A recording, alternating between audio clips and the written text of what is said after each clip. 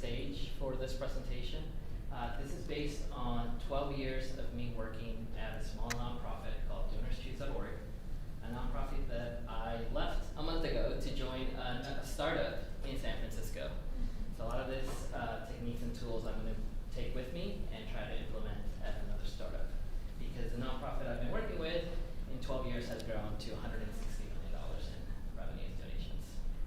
So I have been attending to other workshops, and it looks like the workshops are meant for larger customers, larger enterprises, and some of these techniques may or may not apply to a larger company. So it's really meant for startups, smaller companies. They may be implementable in smaller teams within a larger company. Just keep that in mind when you're listening to some of these techniques. And hopefully you'll take away some of these things back to your workplace, or if you're building a startup, hopefully these techniques will help you. We won as DonorsChoose.org the best nonprofit to work for. That's me in the background over there.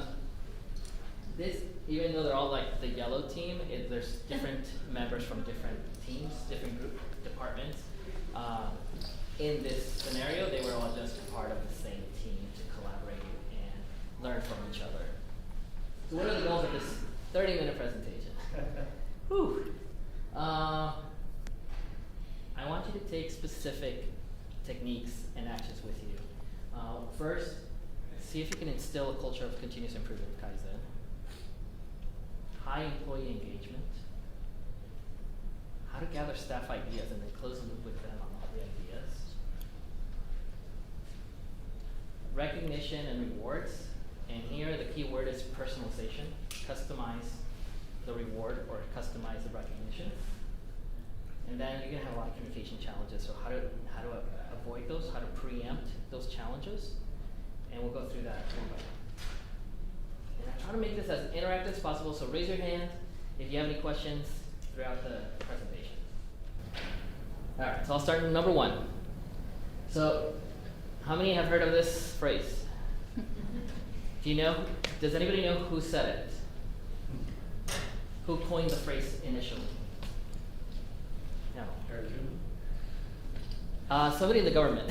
In the OMB in Jimmy Carter's administration. And he did it because at the time, he said that people were fixing things that weren't broken and not fixing things that were broken. So that was the intent of this quote. So but if in our time, if we had that mentality, what would happen? This is how you get to work. So I like this. There's actually another quote that I'll show later. But so how do we get to instill a culture of continuous improvement or Kaizen, especially in a small company, in a startup environment? And I think it all begins with leadership. The CEO or the executive team member of a team has to embrace this philosophy of continuous improvement, of Kaizen. And if you don't have that, it's really tough. It's almost like facing an uphill battle. So if you're doing a startup or you join a startup, you need to get the founder, the CEO involved and on board with creating a culture of continuous improvement. Onboarding is super critical. When you onboard a new employee, you tell them about continuous improvement, and guess what? Their first assignment as a new employee is to tell back what are the things that could be improved on the onboarding process.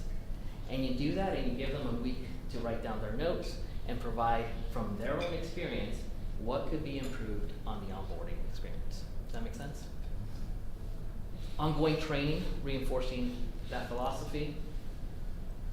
And then this is key, because if you've heard the phrase, you get what you'll measure.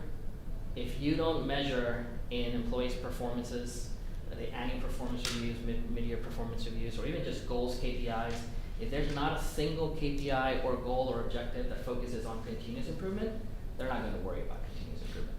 So you have to have at least one metric that says, what did you improve in the last 3 months, 6 months, a year? And it ties to performance reviews, it ties to compensation, it ties to rewards and recognition. everything can be improved. Right? If it ain't broke, don't fix it. We don't agree with that. But if everything can be improved, then everybody's going to try to improve everything. So prioritization is the key. You try to figure out what is more important for the business, prioritize that, and improve on that. So you have to instill not just a culture of continuous improvement, but a smart continuous improvement. What should we improve first? And then finally, discipline. Discipline to achieve all the things I just mentioned, and not only achieve them, but keep them going. Have you heard this phrase? I like this one better. So if you haven't heard it, you don't know who said it, Bill Gates. All right, so that's number one. I'm going fairly quick because we only have 30 minutes. Number two, how to foster an environment of high employee engagement. So this is more on the social side, on the side where like you want people to feel like themselves, feel like they can bring themselves to work and bring the best of themselves, and they're engaged, they're happy, they feel like they can speak their mind. So how many people have, raise your hand if your office is like the one on your left. Raise your hand if it's your office more like the one on the right. Yeah. Which one do you think fosters more communication? There's also some negatives around that one, right?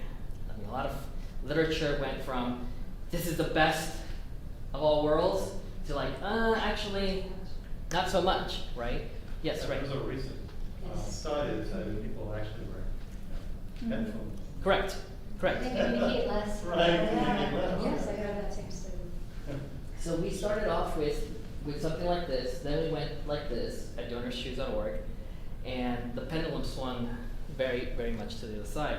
We had to approve a budget of $100 per person for them to get headphones. And everybody would get their own headphones.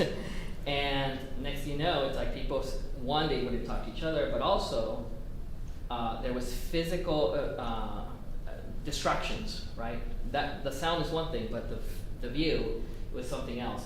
So we actually expanded to a second floor and created a library where people can go in there and focus on their work. So half of the time, or an hour, 2 hours a day, and it's like the right balance. So the thing is like finding the right balance for your organization. What works, what doesn't work. You don't want all your offices to look like that. You want a little bit of a balance between an open layout where there is collaboration, conversations happening, but also a space where people can focus and get lost in their work and get stuff done. That make sense? Okay, so we've done social events, volunteering and celebrations, holiday parties every holiday. That we do that fosters engagement and just team building. Volunteering is huge, so you definitely have to start introducing like volunteer New York Cares Day, that's in New York City, or just have like one day of volunteering where everybody gets to go in and partner and volunteer and celebrate those milestones. Make sure that you take time and effort to celebrate those milestones. They mean a lot to the staff when you do that. We have what's called an all-staff retreat. My second slide had the picture of an all-staff retreat where we went out and did a bunch of games. But it's also a time where you get outside of your day-to-day work, and it's once a year. You bring everybody to an off-site where you focus on what's ahead of the year. What's the planning, what's going to happen. Get everybody aligned on what's going to happen for the whole year. That'll foster engagement. That'll foster people getting happy about like communicating what they want to talk about and like any ideas they might have. Core values. A lot of people, most companies have them. It's how you actually display them in the office. How do you actually live them? How you reinforce them? And the one thing I would say is add them to your performance reviews. Add the core values to your performance reviews and say, of all these core values, which ones you exhibited best? Which ones you struggled with the most? Why? And why not? And nobody has to get 100% on all the core values, right? It's almost impossible. But you need to have, what are you good at? Which core values are you good at? Which ones do you need help on? And that just reinforces the idea that these are what the core values that we stand as a company, as an organization. And then nowadays, our company average age is about 28, and flexibility is the #1 reason why people love working at DonorsChoose.org. And if you don't have work at home, work from home, or a doctor's appointment, you don't have to like tell everybody and then get permission from anybody. You just have the flexibility for people to like do things in their personal lives so that they're not stuck in a job where they have to clock in and clock out. That is huge, especially with the new generation of employees. They value flexibility a lot. By the way, I failed to mention that my colleague, Erica Vendetti, is sitting in the front row. So she has to leave early because she has a flight, but she might help me with anything that and she's now the representative of DonorsChoose.org since I'm leaving. And she also she brought in some gift cards for all of you. This is for you to donate to a project at DonorsChoose.org. So at the end, don't leave without picking a gift card to donate to a project. Okay, that was #2. #3, how do you gather, once you have a high employee engagement, they're gonna be full of ideas. They're gonna be like, we should change this, we should change that, we should like do this better. How do you get them to A, give you those ideas, and then B, make sure that they feel like they're being heard? The first thing I would tell you is like, whatever you come up with, make sure it's easy to use. Don't come up with a template that requires manager and CEO approval before you submit it. It just won't happen. Make it as easy as like ideas at your company name. Send it there, no subject line, no nothing, just like throw your idea. That's like the simplest, easiest thing to do. There's a lot of drawbacks to that, but first you just want people to like start submitting things, right? You can improve the process later. First you want adoption, people to adopt the idea of this is a new process, people want to hear from me, submit ideas. The next thing, yes, was there a question? No. The next thing is make sure that whatever you develop is transparent to everybody. Now with email, it's a little bit tough, but if that email address is a distribution list that goes to everybody in the company, then everybody will get the idea. Now, there's some drawbacks with that. And we found out about those drawbacks. Because then people start hitting reply to all with like the word yes! Okay, great, thank you. I know you like that. But you know what, there was a lot of people that you say, okay, reply all, hey, I like this idea, and what if we add this to it to make it even better? And that just create a culture of collaboration and making things even better. We actually moved from email to Slack. Raise your hand if you use Slack. Slack is a lot easier because you can thread conversations. So you have somebody post an idea, and then if you just have to say yay, you put a thumbs up emoji. If you have to add to the idea, then you thread on the idea.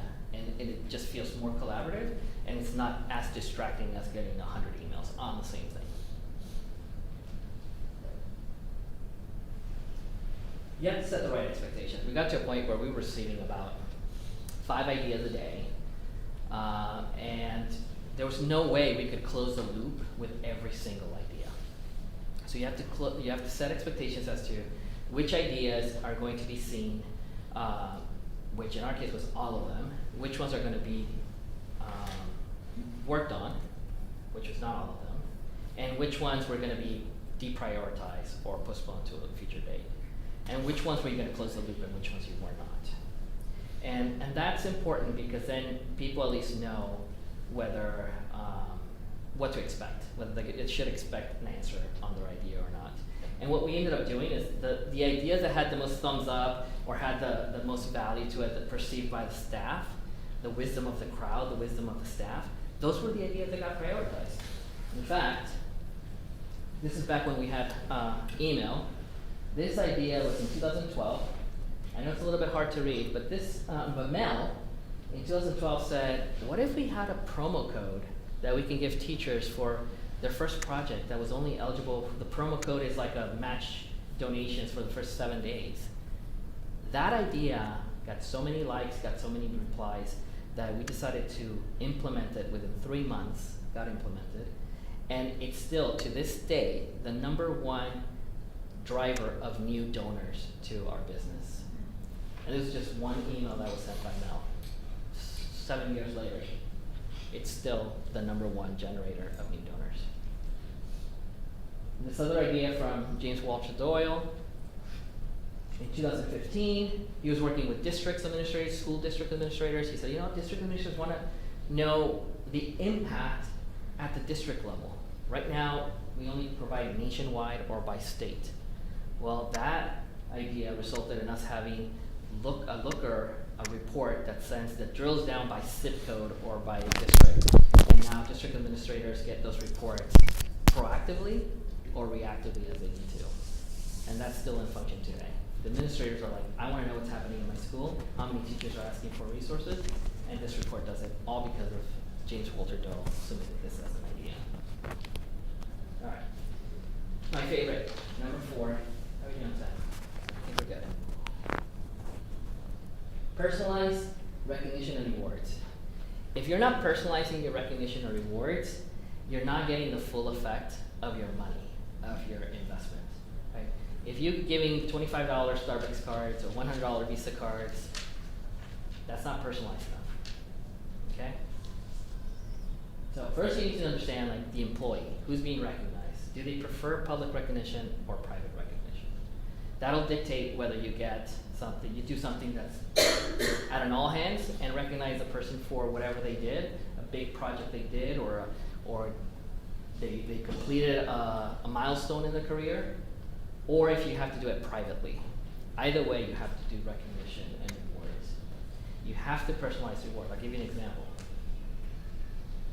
So this is a staff member, office manager, and she had just joined the organization. Lucy Rose was somebody who is fairly private.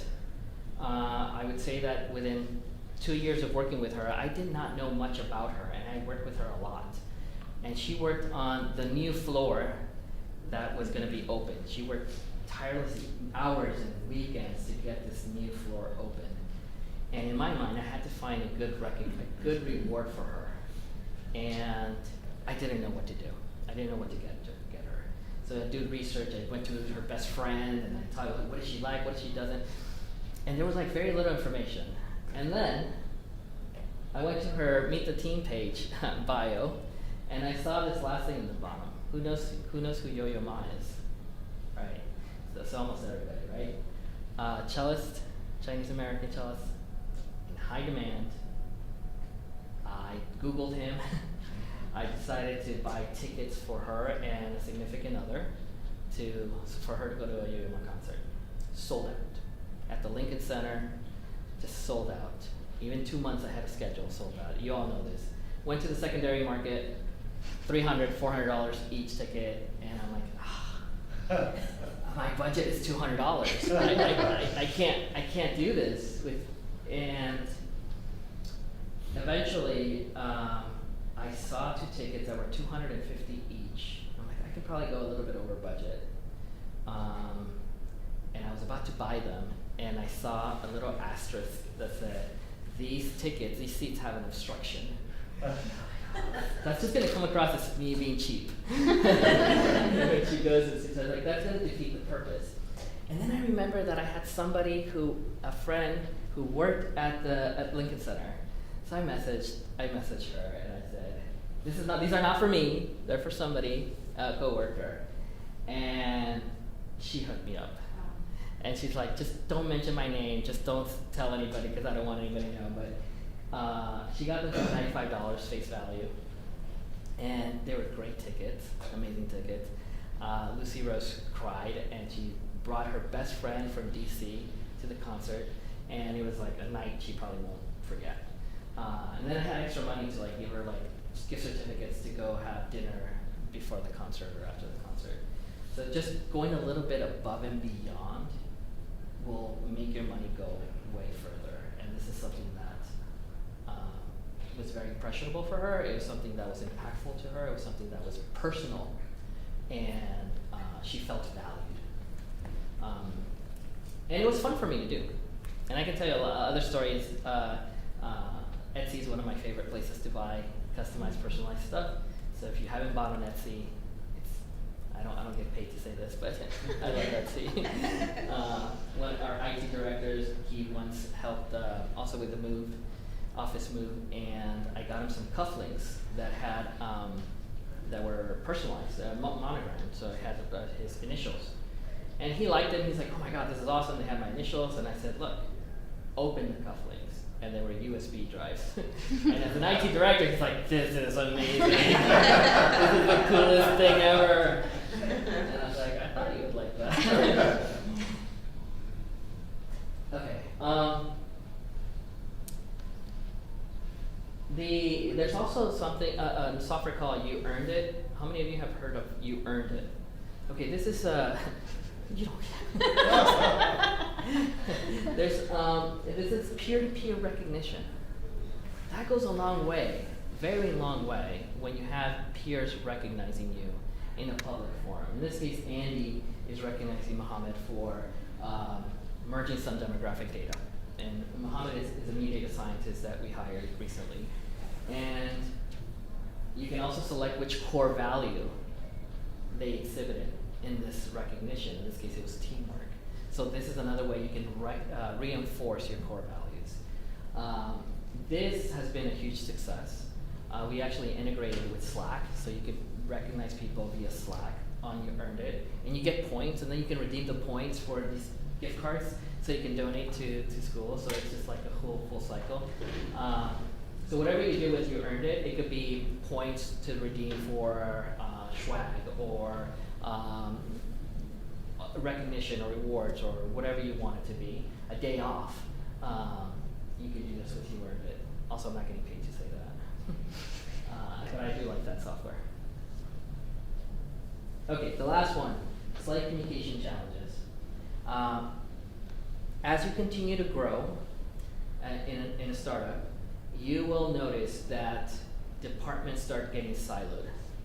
And you'll notice that projects that used to go flawlessly start breaking down or start being more challenging than they used to before.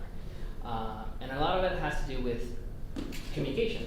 People are just not communicating with each other, or miscommunicating, or not setting the right expectations. And that's something that happens even in bigger companies, of course. But it happens usually because there's no roles or responsibilities established ahead of a project. And the one thing that we recently implemented was cross-team collaboration. So anytime there's a big project that is greater than $1 million and involves 2 or 3 teams, or it affects X number of donors or some teachers, we get representatives from every team in the same conference room to talk about this. There's an owner that owns the agenda and talks about what the project is and how to move forward and how it affects every single team. So we did not have these in the past. We started having them about 2-3 years ago, and they've been amazing. For project-based work, we developed this framework called the Mochi. It's sort of a combination of the Rossi, Mocha network frameworks that are out there. But the reason why we had to adapt these frameworks is because I can't believe this is going to do the one by one. I am just going to do all of them, because you can read faster than I can speak. But this framework, what it does, it assigns a role to every person involved in the project. And it makes it clear. There's one owner. That owner is responsible for this project getting done. And every single time we have a new project, at the very top of the project, the very thing you have in the document of the project plan, is who's the manager, who's the owner, who's going to approve this project once it's done, who's being consulted, which teams or which people, who is going to help you, and then who just needs to be informed. And one of the reasons why we did this is because as a company that values transparency, we had a lot of people in the organization that wanted to help and wanted to be consulted. And you're like, well, this project doesn't really affect you as much. You're actually in the eye. You need to be informed. I'm okay with that. But and so made it clear as to who's going to be consulted and who's not. And it was tough for some people who thought that they need to be consulted for everything.